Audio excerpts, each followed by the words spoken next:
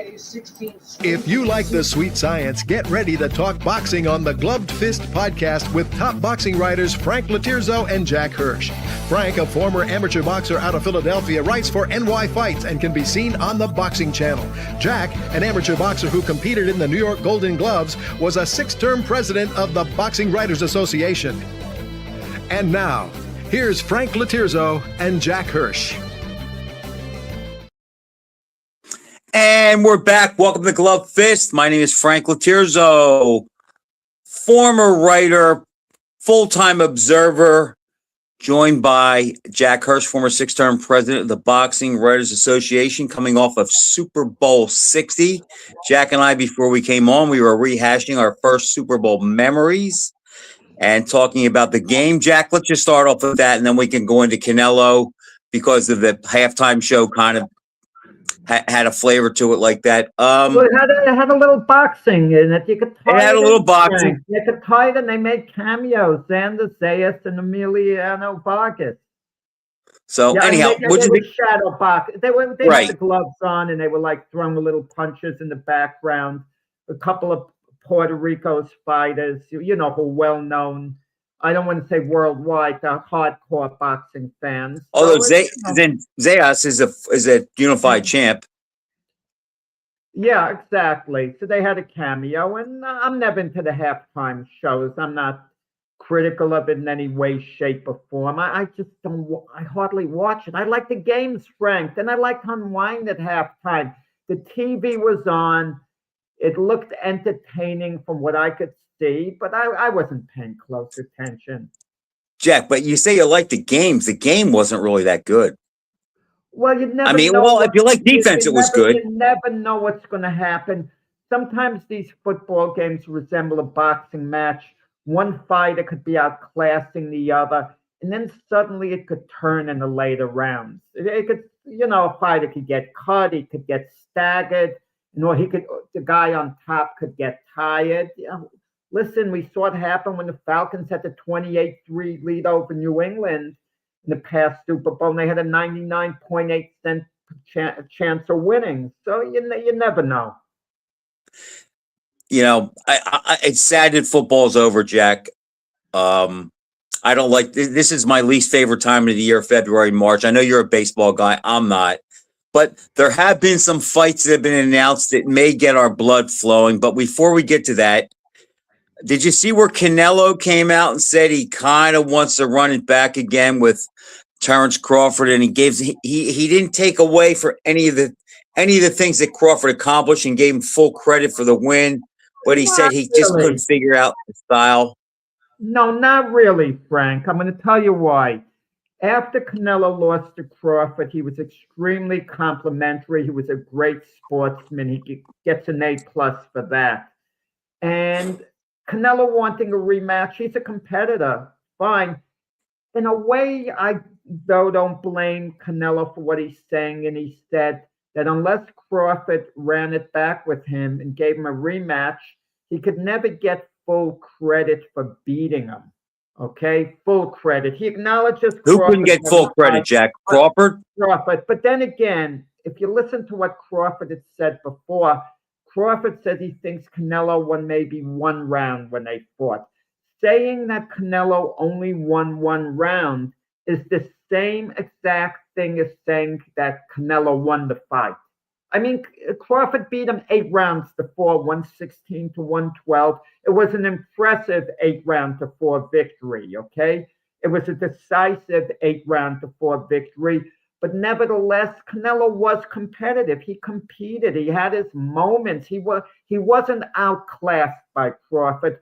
And that's the narrative going around, that Crawford outclassed Canelo. He didn't outclass Canelo. He beat him clearly, and that's all there was to it. But Jack, look, Canelo won more than one round because Crawford always loses a couple rounds in the beginning of the fight. Yeah. But I say from the 5th or 6th round on, the outcome of the fight was never in question. What I don't like about what Frank, it's always in it wasn't in question, Jack. You knew Canelo was not going to land a lucky punch to knock him out, and Crawford was picking him apart. But my issue with Canelo is this. I can see why he's, why it stings. But Jack, you know what? How many times did Canelo give rematches to guys that he barely beat? Okay, nobody got rematches. The only one that got a rematch was Golovkin, because a lot of people believe, including myself, and I think you too, that Golovkin beat Canelo the first time clearly, and the fight was scored a draw. Right, So he right, got a rematch. But did Lara get a rematch? None of the guys that ran him close got rematches. no, it's a lot different because Canelo is a major star. The guys he beat were champions, but not major stars. Look, the fight with Danny Jacobs was close. No need to run it back. Jacobs isn't a big star. Lara, wonderful fighter. He's not a major star. Austin Trout, wonderful fighter, but he's not a major star. So There's because no need Canelo's a to run star, it he should back. get that treatment and No, get no, the no, but rematch. Canelo legitimately won those fights in the eyes of many. Some people think Lara won, some people think Trout won, but it wasn't a big uproar. As far as the Golovkin fight went, Canelo had to have a rematch in the second fight because most people thought he lost and was Exactly. kind of gifted with a draw. And then Canelo waited in the third fight until Golovkin was past his prime. It's what it is. But Jack, if Canelo they is. fight again, Canelo wouldn't do as good. I agree. If they fought again, if Crawford didn't retire, it's hard to find many people who pick Canelo to win. I mean, it would really be a bit of a long shot. Canelo is claiming he wasn't physically right for the fight. He knows this, he knows that, but that's what all fighters say. How many fighters who lose a fight are going to just say, he's better than me? I did everything perfectly. It just wasn't good enough. And even then, they're going to have to That's a say, well, short list. right. Then they're going to have to say, I'll make adjustments in fight, during the fight. And, sometimes they talk very graciously, like Canelo did right after the fight, but then as time goes by, the excuses start building up. But Canelo's coming back in September. I want to ask you, do you think he could be the Canelo he was before the Crawford fight? That's an interesting question, Jack. I guess it all depends on who he fights. I mean, he didn't take a physical beating in that fight. So Canelo's running close to 36 now. We're going to see some slippage on him, and some people think we've already seen it. I guess it all depends on who he fights, Jack. Has there been any names thrown out? No names thrown out, but Canelo might be under the illusion he can pick his spots whenever he wants. He could bring along any opponent he wants. Maybe he could do it for the first fight back in September because he's been off a while. There's going to be interest in Canelo no matter who he fights, but he's going to have the best possible fight after that. You know what's intriguing in a sense? We never heard how the sparring went, him and Boots Ennis. If Boots Ennis reportedly today, according to Mike Coppinger, was just reported that Ennis and Virgil Ortiz is being targeted for April in Las Vegas. Let's say Right. it does take place. I believe and you believe that Boots Ennis is going to win that fight. Now, if Boots Ennis wins the fight, that's at 154. I mean, does Canelo fight him at a catch weight? Both guys would move up to 160 in a snap of the finger to fight Canelo. Canelo's not going below 160, Jack. No, he won't. But let's say Canelo wants to fight at 168. Both guys would move up to two divisions to fight him. It would be too much of a payday. I kind of wonder, again, how did the Boots in the sparring sessions go? Because you'd use Boots in as a sparring session. That is awesome. I'm telling you, as a sparring That was the partner. guy to use to get ready for Crawford. Yeah, but what came out of it? Did he beat Canelo up at times? Did Canelo get the better of him? I mean, both guys have to have a big impression of one another. Boots has to be thinking, I could beat this guy. I know I can beat this guy. Or maybe Boots has some doubts, sparring with him. And the same with Canelo. Canelo might think, this guy's going to be a handful if I ever. Here's fought what this I think, guy. Jack. I think it was probably give and take when they sparred. And I think after watching Crawford against Canelo, I think that Boots' confidence, if they were to sign the fight, would probably be a little bit higher than it would have been otherwise. And I think Canelo, based on the sparring and what happened with Crawford, I think he might have a little reservation. I think Canelo would match up better with Ortiz than he would Boots. Speaking of Crawford, he's saying no amount of money is going to get him back in the ring.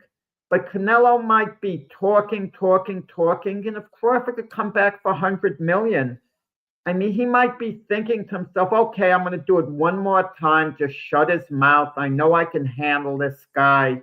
And I'm definitely not fighting again after that. Well, I'll make a prediction right here, Jack. Yeah. If they throw $100 million to Terrence Crawford to fight Canelo in a rematch, he will come out of he will unretire for that. Well, if it's that much money. Somehow I believe him. I think he's going to be a rarity. This is my prediction. And not come back to the ring because the big money is going to be offered to him. I mean, I went on after Hagler lost to Leonard. I remember I went on a local cable boxing show, and they asked me about Hagler. Is he going to come back to the ring? Is he going to retire? And I said, no, he'll be back in the ring without a doubt. And he never came back to the ring, but he would have come back to the ring had Leonard accommodated him within a year and had to rematch. I forget how I felt after that fight, if Hagler was going to fight again or not. I thought that it was plausible that there'd be a rematch, but Hagler was just so bitter. By the time that he got over it, the hype for the fight kind of died. I mean, boxing of all sports has the most comebacks. More guys than in any other sport who've retired come back.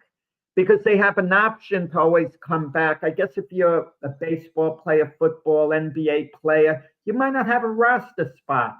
And if they're going to give you a roster spot, if you've made big money, you're going to make small money on a comeback. But that's the difference, Jack. You have to make the team.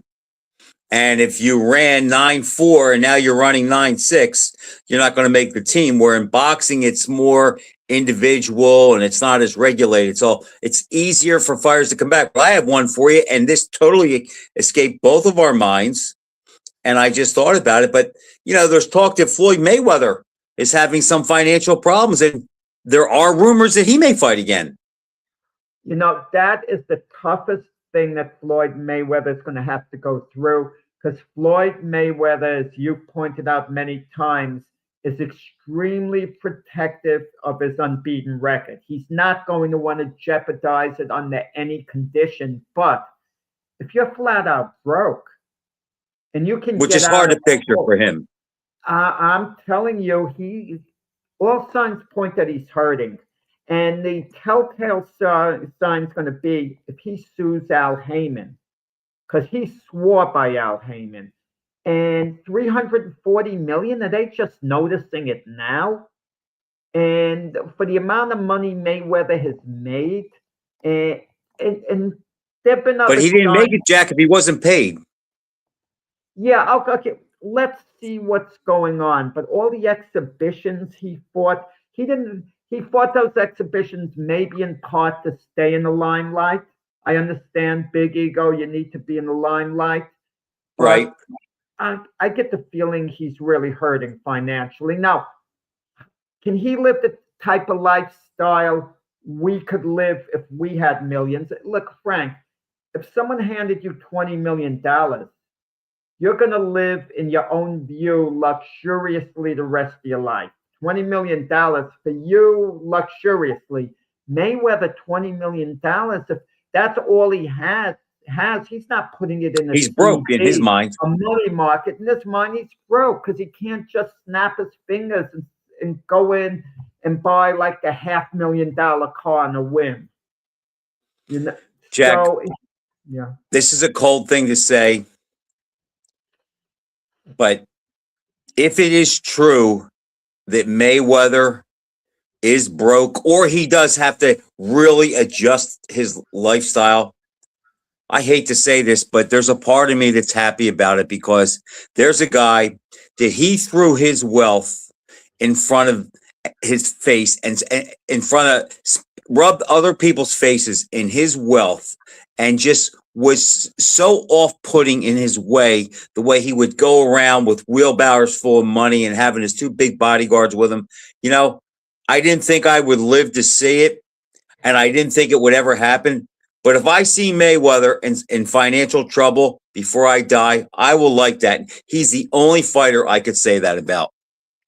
Yeah, like with Mayweather, he would have an entourage, like as if he was a head of state, the president of another country walking with him. If you go to YouTube, you might be able to get this. Go BWAA Mayweather Fight of the Year. There's a short clip. I presented him the Fight of the Year award at the MGM in Vegas. You see him getting out of a white limo and walking into the MGM and surrounded by a bunch of bodyguards. And he likes to live that type of life. I don't think he flaunts it to put other people down. I don't think I think he does. I don't think he's ever poked fun at people where you don't have money. But you don't. But Jack, when you flaunt it, you are mocking other people. You don't have to say I have this and you don't. By you advertising that and being that garish, you are basically throwing it in everybody's face. I know a guy, Jack, who is very well-to-do, who lives in Vegas, and he told me about the Rolls-Royce dealership, the big Rolls-Royce dealership that's in Vegas, and he said he happened to be in there one day getting his Bentley serviced, and he said Mayweather walked in with two guys that looked like they were 3 times bigger than Reggie White, and he said, I want that one, and that one, and I want them in an hour. And they jumped to get him ready. And we're talking about cars that were like between $400,000 and $600,000.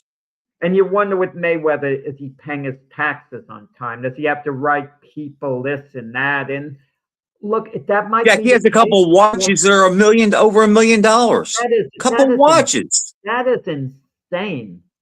That is insane. I mean, sometimes people make moves that you wonder, like when Kobe Bryant years ago was caught cheating on his wife, he bought her a $4 million ring. And you know what I was thinking? $4 million. They could have bought, a house for $2 million. Hold on to the other $2 million to pay taxes over the years and other things, home improvements. Come on, just a ring. But Kobe had crazy wealth too. But Jack, think about this. Let's just say Mayweather has to fight again.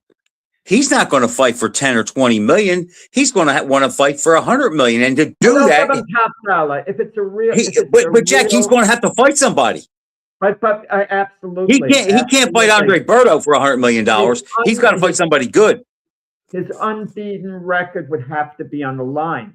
Would absolutely have to be on the line for the fight to draw. Right. The question's this, Frank. This is a great situation.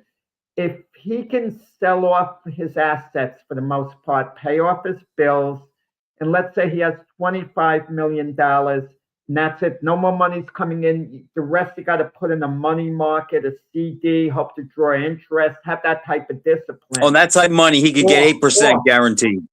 Or Frank. Or he decides, no, I want the really big money. I want to get a couple of $100 million from Turkey. I need it. Does he put his unbeaten record on the line, or does he live off 20 million, 25 million? Jack, that's because think about it. If he had to live off 25 million, that's actually an insult to him. And if he has to put his record on the line, I mean, he could always say, well, look, nobody beat me in my prime. But that would be a hell of a decision he'd have to make. That would be pretty tough. I would say, I think he would go for the big money, and I think he would try to manipulate the terms of the fight like he did his other fights and really try to tilt it in his favor. But you know what? That'll be hard to do now. Well, who's he going to beat? He fought last at 147. Okay, if he came back at most, he's not a big guy. He'd be 147 again. I mean, the fight's out there. Could he, an old version of Floyd Mayweather? We saw what Manny Pacquiao did at 46.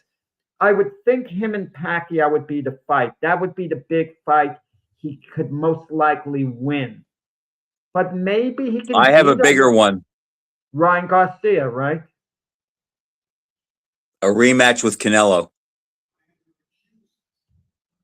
I don't think he could beat Canelo at this point. That Not would at be this huge, point. though. He probably, I don't know. I don't think he could either, although he'd I probably bring him down to 148 no, pounds, no, no, no, but no. But he that would would. be huge. Mayweather would probably be thinking, who can I beat? And he would look at a Manny Pacquiao and figuring, I still think I could beat him, even Uh, though Pacquiao fought well for 46-year-old against he Mario matches Barrios. up with Pacquiao. Yeah, he matches up with Pacquiao, and he maybe matches up, believe it or not, with Ryan Garcia. Maybe the Ryan Garcia who lost to Raleigh Romero was dreadful, even though Mayweather could have maybe beaten that version of Garcia. I want to see, and I agree with that, but I do want to see what Garcia looks like against Barrios because I have a Yeah, feeling, Jack, he's going to surprise us and look good. I yeah, just had that feeling. I get the feeling Garcia, yeah, is going to KO Barrios. He's going to come back, He's kind of got with a that big vengeance. punch, and Barrios isn't much of a Yeah, puncher, so he's not going to get him out. right, I think he's going to look good in that fight. right. If No, I when it agree. happens. Jack, also, we talked about Ortiz and Ennis. Hopefully, after the 2 or 3 months of this drumbeat, that it's going to happen. We both like we both like Ennis, but you know what, Jack? On the heels of Tiafimo and Shakur, that would be another big high-profile fight that I think the boxing community would come out for and really support that one. Well, it would be a different type of fight because Virgil Ortiz has no fair boots in it. He really believes I don't think he fears 100% in his anybody. mind he's going to beat Boots Ennis. He wants to fight. He wants to fight Boots Ennis, maybe even worse than Ennis wants to fight him. Now, don't get me wrong. Ennis is probably 100% confident he'll beat Ortiz, but But wait a second. There's two look, different. Does he want to fight him in the manner that Frazier did Ali the first time because it solidifies who he is, or does he want to, or is it more? Does he have the Ali mindset? Well, he's the guy that everybody says is good, and I'll beat him and get rid of him. no, no, Two no. different mindsets. Right. I think Ortiz's mindset is, look, I want to prove I'm the best. I'm better than Okay, this guy. he's got I the want it smoking Joe badly. mindset. And I think Boots Ennis's mindset is, I need a big fight. I haven't been able to get a big fight, and this is the guy who could provide me with the spotlight and the big payday. You know what? You know what gets me, which kind of like annoys me a little bit. These promoters, and Eddie Hearn is really slick with this, and I like Eddie Hearn. I think for the most part, he's open and honest when you hear him get interviewed. So I'm not saying Eddie Hearn is a phony, but Eddie Hearn keeps talking about legacy. He says the money is going to come, but it's about legacy. I'd love to hear promoters say it's all. I think I've said this in the past show. If I haven't, I'm saying it now. I'd love to hear Eddie Hearn say, no, it's about the money right now. The legacy will come later. That would be my attitude. If I were a fighter and I'm his handlers, I say, no, don't talk to me about legacy now. It's all about money. By the end of my career, I'll have the legacy, but I want the money now. I don't want to hear the money comes later. The money has to come now. The legacy will come later. I'd love to hear that. I think Jack. I think they'll say whatever they think sells at the moment. Legacy or money. Crawford talks about legacy now, although in his defense, he never really did talk about money. Mayweather talked about money and legacy, but we both knew he was more about just being undefeated. And No, again, go ahead. no, Crawford said something he's correct.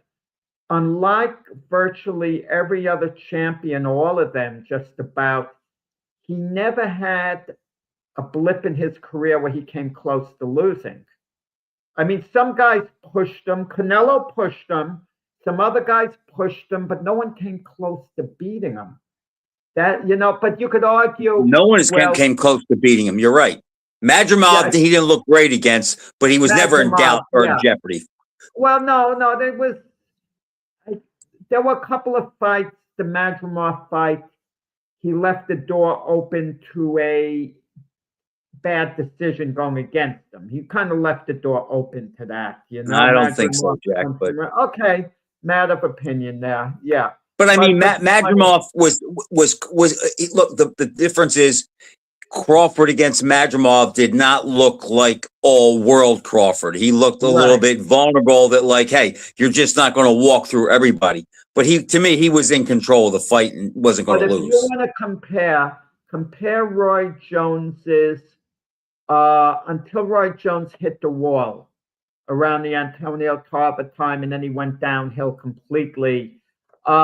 Jones in his prime, all those wins, and if he retired after the John Ruiz fight, Roy Jones's career would have exceeded what Crawford later did had he retired at that time. And then if we were talking who is greater, Jones or Crawford, I think the vast majority of people would have said Jones. You know what annoys me about that, Jack, and I agree with you.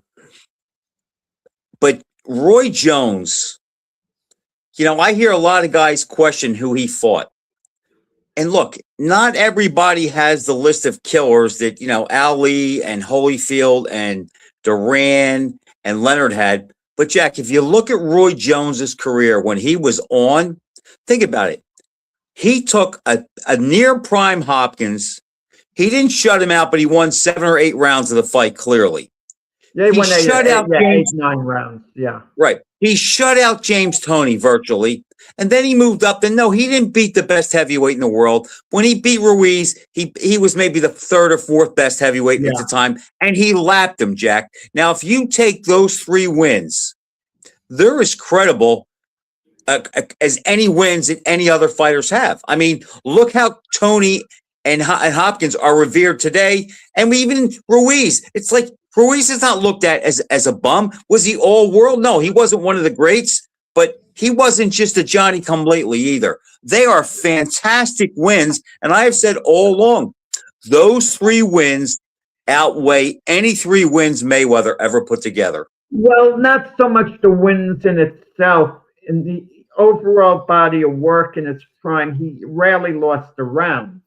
That would be the thing about it. I mean, Crawford would lose some of the early rounds, sizing an opponent up. Jones lost so few rounds. Crawford, to me, was the better technically, but Jones was just so superior physically and gifted athletically that he, if we had the list of 5 greatest fighters ever as far as gifts, talent, ability, and skill, it'd be kind of hard to keep Roy Jones off that list. Yeah. But boxing, getting back to Virgil Ortiz and Boots Ennis, boxing badly needs to fight because you mentioned the football season has come to an end. Spring training in baseball is going to begin very shortly this month. And then we're going to have the season. And then, of course, we're getting further into the NBA season. The playoffs are going to begin. That's going to be interesting. But there's really nothing like the NFL once it gets started. I mean, and Jack, if you think about you just said baseball doesn't really get interesting until after the All-Star game. So now we're July. Is the NBA still is it still popular, Jack? I mean, does Luka Doncic and Djokovic, do they draw people? Are there guys watching NBA games now? Oh yeah, no, the NBA is very popular. The playoffs are going to come around. That's the popularity factor. The NFL draft is going to be tremendously popular. The buildup is now going to start, which players are going to go to which teams. But in the case of boxing, there's so few big fights we're thirsting for it because in reality, Virgil Ortiz Boots Ennis is no more than a very good fight. It shouldn't be considered a mega fight. It really shouldn't. Is it Donald Perry, Marlon Starling? Yeah, it's along those lines. I mean, in reality. And that was just a so-so fight.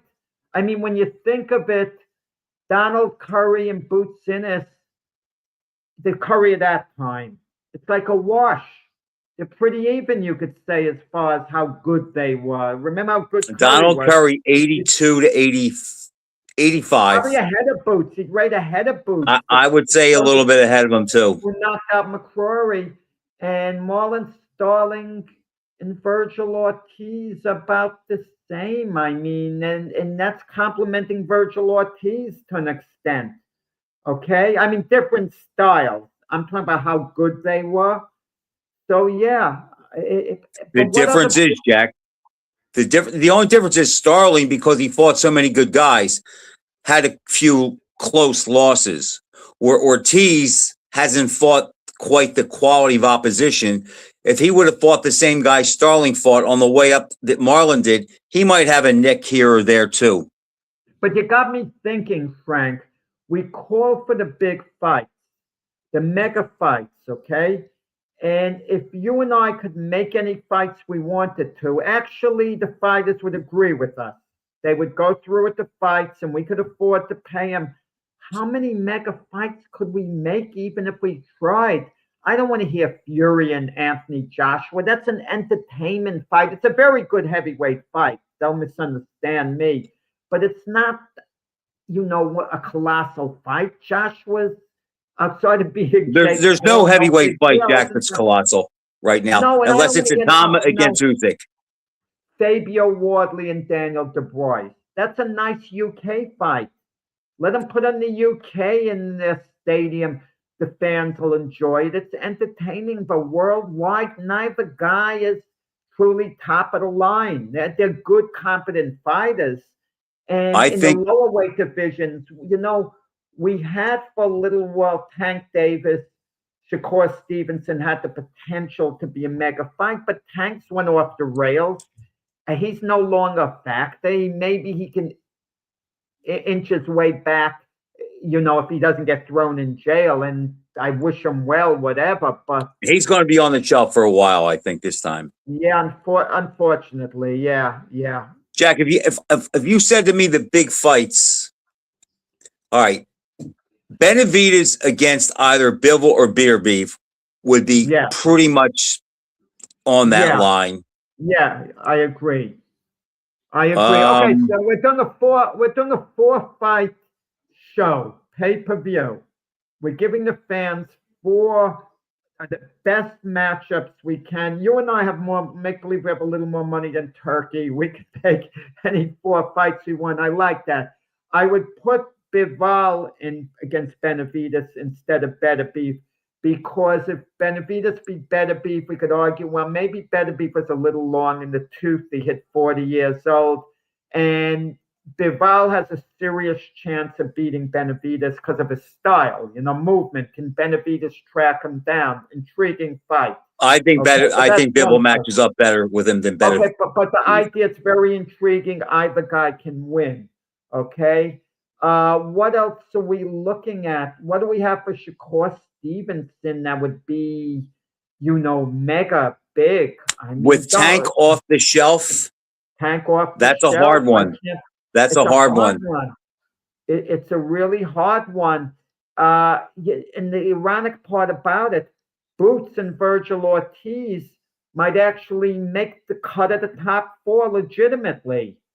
I'll give you one that I know you'll argue with me on, and you're going to go on and on. He's not ready, and all that is true.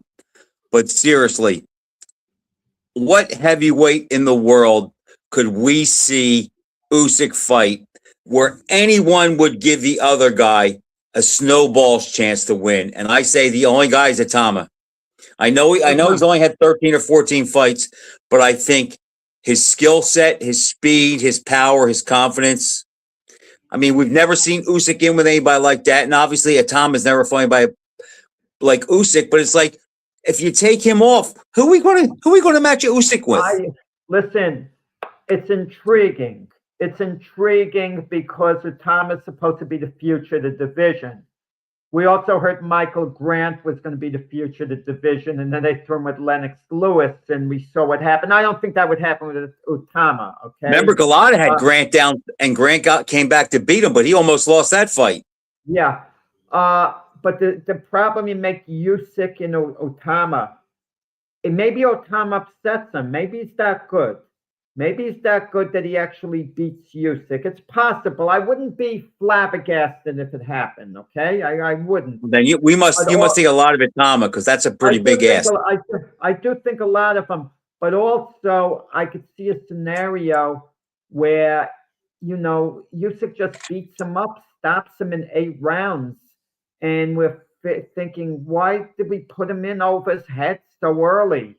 But at least he brings something to the fight, Jack. It's a pay-per-view fight. You want to know something, Frank? It's a heavyweight pay-per-view. So we have two now. We're holding in reserve Innes and Ortiz to see if we could do better than that.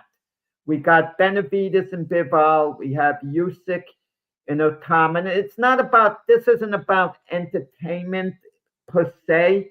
It's matchups that people want to see. Really, the hardcore boxing fans. So I don't want to hear nonsense. Ryan Garcia against Teofimo Lopez. I mean, and then I'm not disrespecting Teofimo. You are a little bit, but he deserves it. No, I'm more going against Garcia. I just want to mess with you, Jack. No. I know you are, but at least Teofimo Lopez has always taken the top challenges. Okay, and he's earned it, and he's come through a number of times. And the only time, when Garcia came through a shining moment, he didn't make weight. He was PEDs, and then he lost badly to Raleigh Romero coming off the suspension. But no I have one for you, Jack. We can't see it, but they didn't miss each other by that much. But a friend of mine texted me the other night after the show, and he said, "Who would you favor, or who would you pick to win, Shakur Stevenson against the best Lomachenko?" And I said, ask me that this time next year. What are your thoughts? I thought that's a tough one. That is a tough one. Oh man. That is oh man. And think about the style breakdown, Jack. Lomachenko likes to push it back, and Shakur can fight going back. But Lomachenko is coming at you from crazy angles, something Shakur's never seen. Shakur controls guys, but they come straight at him, or if he has to meet him in the center of the ring. Yep.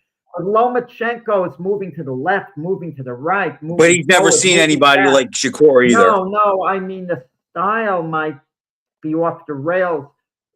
Hey, Paul. The Lomachenko who fought Devin Haney loses to Shakur. I mean, I have no doubts about that. That wasn't the same Lomachenko, but that shows you how good Lomachenko is past this prime. And wait a second. You said, what did you say? Oh, the Lomachenko who fought Devin Haney. That doesn't beat Shakur Stevenson. He loses to him. But how about the Lomachenko that fought Teofimo? Loses to him. But I got the feeling that Lomachenko was slipping by that point. I actually picked Teofimo to actually stop Lomachenko in that fight. And I didn't know the Lopez's at the time. That was a valid pick. But I don't know. That's why I said to him, Jack, give me a year. Nakatani had a poor performance in his last fight. That was supposed to be which sways our thinking. Oh, I got it. In a way against Bam Bam Rodriguez. I mean, that would be a big draw, Jack, because we'd like to see that. I would favor Inoue, and I'm a big Bam fan. It's a great fight. Yeah. Okay. I think Inoue would be a little too strong, though. That's a third one. Okay. They would have to, the weights would have to match up, but it could be done. Yeah. Okay. That's a third one. And I guess we have to, we could fill it in with Virgil Ortiz, Boots Innes. Jack, you act like that's a scrub fight. That's not a scrub fight. It's two of the best guys at that weight. It's a great fight because when you look at all the big fights that could be made, that's obviously, as we've just proven, one of the biggest that can be made. And that's the fight that most logically is the easiest fight to be made. Atama's not. They're going to hold him back. They're not going to match him with Usyk now. If Usyk offers a fight, would you take it? If Usyk was offered the fight, what do you mean? If Usyk said offered Atama the fight, and with the belt on the line, would you take it? No. Because there's Really? no, I wouldn't take it if I'm Otama for this simple reason. There's no pressure on Otama to take the fight. Now, people understand he's still developing a little bit. He hasn't quite gotten to the point where there's a demand for the fight. So no one could accuse Otama of ducking it right now. And they're also going to want to wait for Lomachenko to maybe get older, retire, You mean whatever. Usyk? And Usyk, I mean, I'm Right. sorry, I said Lomachenko, Usyk, to get older, retire. And what they're thinking of in the UK, yeah, I mean, we would sooner, if we have to match Otama, maybe with, Wardley, Du Bois, let Fury get older. I mean, Joshua, perhaps, at some point. So Yeah. Turkey calls Otama's people tomorrow morning and says, "You have the fight, July. All the belts. You're not taking it." No, unless Turkey came up with crazy money. Crazy money. People forget opportunities sometimes show up you don't expect. Eddie Hearn, when they signed Anthony Joshua out of the Olympics as an Olympic gold medalist, the plan was to develop Joshua slowly to get to a championship position. But then out of nowhere, Charles Martin, the IBF champion, who wasn't much of a fight, it wasn't a championship caliber fighter, but yet he held the IBF title. He calls Joshua out as champion. And Eddie Hearn is stunned, figuring, we could beat this guy. Why not just take the fight? And we're locked to beat this guy. Even though we don't want to fight for title yet, they were practically handing Joshua the title. All he had to do is beat a guy who he was expected to beat. Jack, if I'm Otama, I take the fight, and I'll tell you why. Usyk is going to be 38 or just turned 38. Okay. Otama has a tough style to fight. He can punch. He has fast hands. He throws them. He believes he cannot be beat. The other side is if I'm in his corner, I know whether or not he has a chin. And Usyk is not a big puncher. Other than Du Bois, he doesn't stop any of the top guys. So I'm thinking, worst case scenario, my guy gets outboxed and loses the decision. But this guy is clearly the best heavyweight of maybe the last 20 years. And it almost, not quite, it's not the greatest comparison, but it's almost like when Mancini lost to Aguayo. Even though Mancini was hyped up, it's like he gave Aguayo a good fight. He was in the fight. He went 13 or 14 rounds, and it didn't hurt him. It's like, okay, we'll come back in a couple of years, and we'll make it right this time. So if I'm Otama, I take that fight for all the reasons I say. I don't think I can get knocked out, and maybe I catch this guy on the right night because of his age. Maybe he's not what he was. He looks past me. I definitely take the fight. If it's life-altering money, you take the fight. You absolutely take the fight if you're Otama, because even if you lose and your career doesn't work out, you have that financial security. I get that.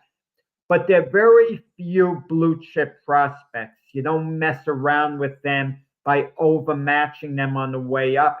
Even the greatest fighters, you could overmatch him very early in their career. Not that he was overmatched, but we were talking about Lomachenko. He lost to Lando Salido in his second fight, close decision, 15 rounds.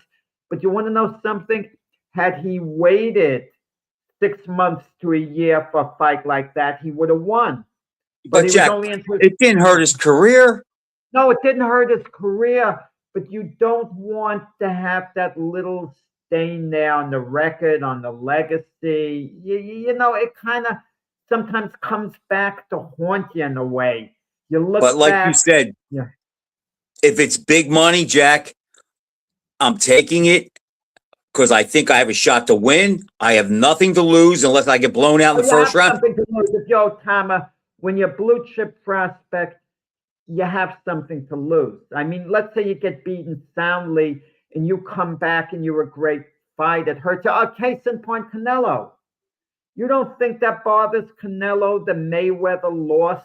He'd be thinking the whole time, oh, had I waited, I could have beaten him, this and that. I don't think he would have, and you don't think he would have. But That's brought up all the time. In the and heavyweight that- division, Jack, I don't think it would hurt him as much. And then here's the other thing too. Look, in the heavyweight division, it seems that the good guys are always one big fight away from getting another shot. But you don't know if you're managing Otama, you don't know what could happen. He could get hit in sparring tomorrow, Jack, and never be able to fight again. He could get into a car accident. How do you turn down the undisputed title for all that money? Turn down the money. If the money, it's mega money. But it will be life altering money, Jack. Well, yeah. Well, you know what? What's life altering money? I mean, if he's offered 15 million for the fight, and Usyk is offered 50 million. I mean, you take it for that. The money. I think it's a little bigger than that, Jack. For what we said, there's nobody else. Look, I don't follow this sport quite like I did, but I know enough about what's going on in the heavyweight division, and there's not one heavyweight out there that I could get any bit excited to watch fight Usyk right now. I don't care. It's not Wardley. It's none of those guys. There's no Cabal. I like him. He's good. Usyk will outbox him. The only guy that would have a shot would be Itama. Deontay Wilder's fighting Derek Chisora. Wilder, to me, is completely shot. Chisora will probably win the fight. But, he's very long in the tooth, Chisora. He would be perfect fight for Otama. Perfect. And if Chisora, who elects to stay around for one more payday, even though he says he's retiring after this fight, that would be perfect. Okay? Perfect fight for him. And then there are other fights. Then a guy like Fabio Wardley, Otama will handle him, get one of the belts. And he gets one of the belts, he's got more leverage. Jeff, what if he gets upset? What if he walks into one? You're right, exactly. That could happen. That's why you take the fight with Usyk if it's offered to you. Yeah, well, I'd have to see what the money would be. You'd have to sit down and see what the money would be. If the money's truly life-altering and you sit him down and he's responsible and saying, look, I think you're going to win the fight, but the worst that'll happen, you lose the fight. After taxes, you're going to have approximately this much. You're going to be set for the rest of your life. The money. If you never fight again. If you never fight again, you're going to be set for the rest of your life. That's motivation to take the fight. I just think because he brings some things to the table. And the heavyweight division, guys don't have 40 and 50 fights anymore like they do in the younger and the lower weight divisions. And it's just the idea that if I lose to Usyk, I'm probably going to get outboxed. He outboxes everybody. He's not going to embarrass me, and he's not going to stand over me and run around the ring and mock me. I would take the fight. There was the biggest fight this past weekend. There was an upset. Nick Ball, a lightweight belt holder, lost his title to Omar Figueroa. It was and what was supposed to be a terrific fight. A terrific fight. It was the fight was up for grabs. 2 to 3 judges did have Figueroa ahead, and the fight was in Liverpool, Nick Ball's hometown. And at the start of round 12, they exchanged punches. I mean, Ball threw a left hook, and Figueroa beat him to the punch with his left hook. Ball never saw it. And just at the very start of the round, Ball went down, a devastating knockdown. He got up. You thought maybe he could recover. He held his gloves this way when the ref waved him back, but then he got knocked through the ropes a moment later and it was stopped. And big upset there in Liverpool, and the crowd was getting a little animated. It looked like it might be a riot because as soon as the fight ended, Figueroa's team was all jumping in the ring, going crazy. But there were too many. And the other guy was still hurt. But at that moment, that's a tough situation.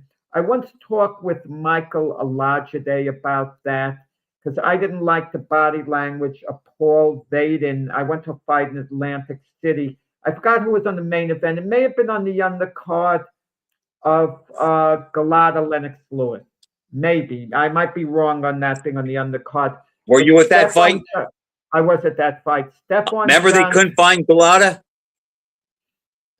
Yeah, I mean, but I just want to make my point after this. Stephon Johnson died that night, actually, in the ring. And I remember when I was in the press room, I noticed he was fighting, and I'm thinking to myself, if he passed the medicals, didn't he have a brain scan Canada, or something where he wasn't allowed to fight?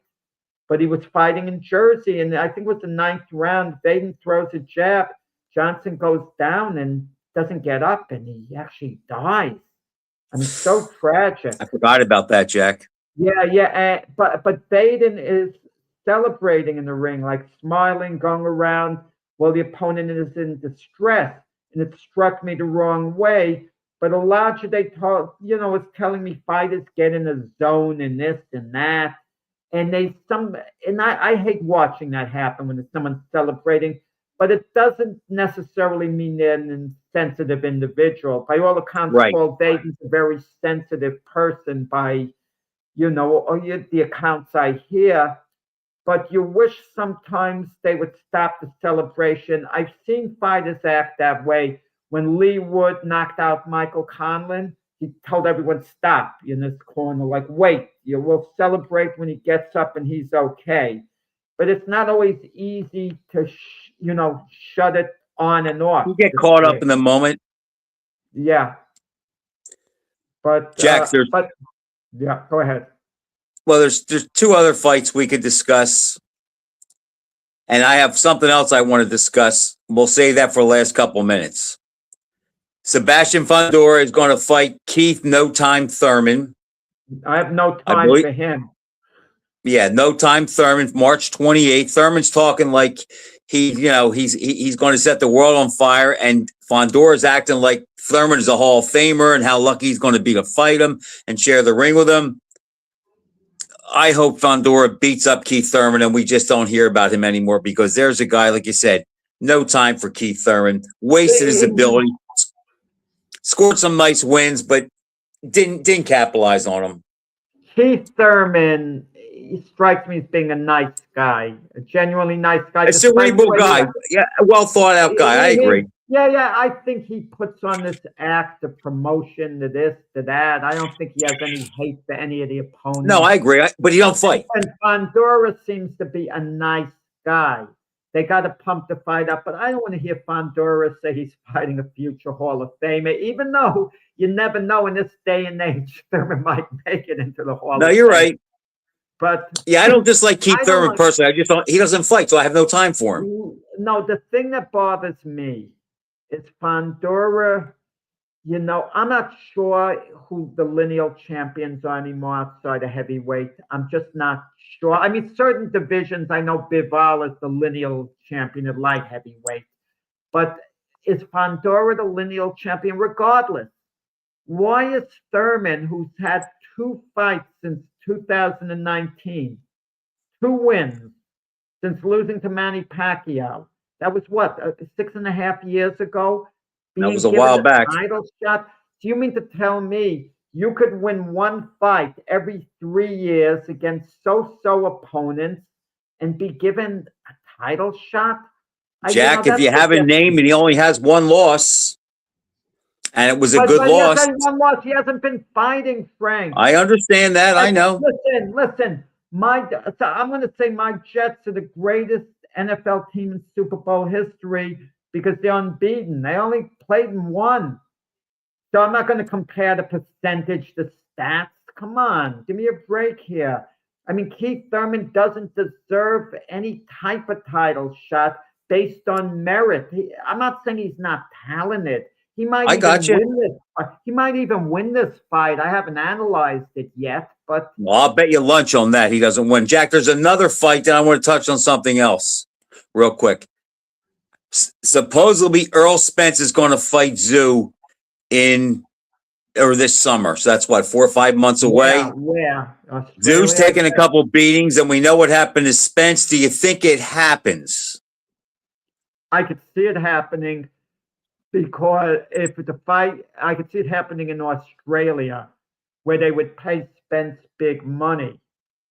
But you would think if I'm Errol Spence, What did you do with the money from the Crawford fight, let alone the other fights? You should be Well, I set don't for know. I life. don't think there's an issue about him needing money. I think he wants to fight again. I would, It's 2.5 I would. years.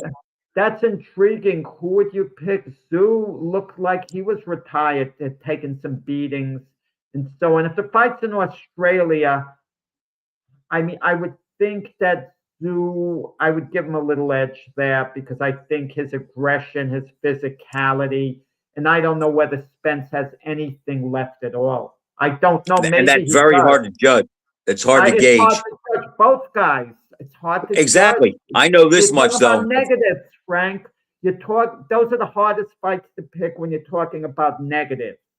If I'm in Zoo's corner, I'm saying you jump on him the first round. You go right out there, and either you get him in 2 or 3 rounds, or you're going to lose. Because I would not want to give him a chance to get his feel back and get his sea legs under him, and let the fight start, heating up a little bit. Because I think the longer it goes, it might favor Spence. Okay, we'll see if that happens. Jack, you made a post the other day about the Michael Spinks book. Oh Michael yeah, Spinks is yeah, one of the greatest light heavyweights in history. yeah. That I'm Tell us, holding up give us an talking on update. it. That should be out in a few weeks. I'm still with the publisher. A couple of things have to be ironed out, but it should be out in a few weeks. But Are that you was happy with the way everything went? let's put it this way. It's not over till it's over. We have to iron out a couple of things. Where the photos belong and so on. How So about as far as information that you wanted to glean before before you wrote the book? Is there anything that you wanted to get from Michael regarding his career? Anything that no, maybe you didn't quite get enough? I got everything off him. I wanted to get Denzel Washington to do the foreword, the actor, because he was really close with Butch Lewis and friendly with Mike, and that didn't quite work out. I mean, the people who I thought would get me in touch with Denzel Washington didn't quite do it. Yeah. So, so that part about it. I had some hope for that. I was thinking big on that term. But And as a excuse me, boxing junkie, when I read the book, am I I going have am you I quoted am I in going to there, get my Frank. fix? Well, yeah, you'll get your fix because I have you quoted in there. No, I mean as far as like about Spinks, because obviously you Oh, know you'll much get better than everything me. with Michael Spinks. Yeah, I have a really good Olympic chapter. I talked to some of his Olympic teammates. What went on during that time. I interviewed Larry Holmes, Bob Arum, Don King. Yeah, it's Is there really good. anything in the book about a possible fight and what happened with him and Hagler? No, we didn't really get into that. I think, well, we did get into that. He did make mention that there was an offer for Hagler. Hagler didn't want to, take the fight, but you can't. But you can only go so far with something like that Something because like that, right? Hagler. It was Hagler's right. He was a career middleweight. I'm not going to go into criticizing him. The only chapter that I think could be controversial that I have in there is at the very end, just hypothetical matchups because Ivro has 5 light heavyweights rated ahead of Spinks. So I do a comparison between him and them, trying to make a case for Michael. Not just, winning why he may have been great. They're kind of playing devil's advocate. So that might get a little bit of a buzz. But when you see these social media posts, Frank, how would Spinks do against Roy Jones and Bob Foster and guys like that? He always comes out ahead. He always holds his own, even with the great Roy Jones. I think he comes out, Jack, the ones I've seen, he comes out ahead. Yeah, so it just shows with the public, how they look at him, so on. I think, here are the guys I think give Michael trouble.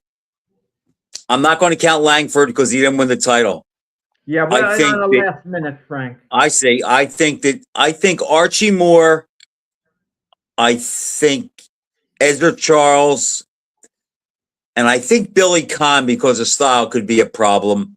But I could make a case for him defeating those 3, just as I could probably make a case where they might edge him out too. But he is in the conversation. If I will say this, is there's anyone that doesn't have him in the top 4 or 5 light heavyweights ever, they just don't know boxing.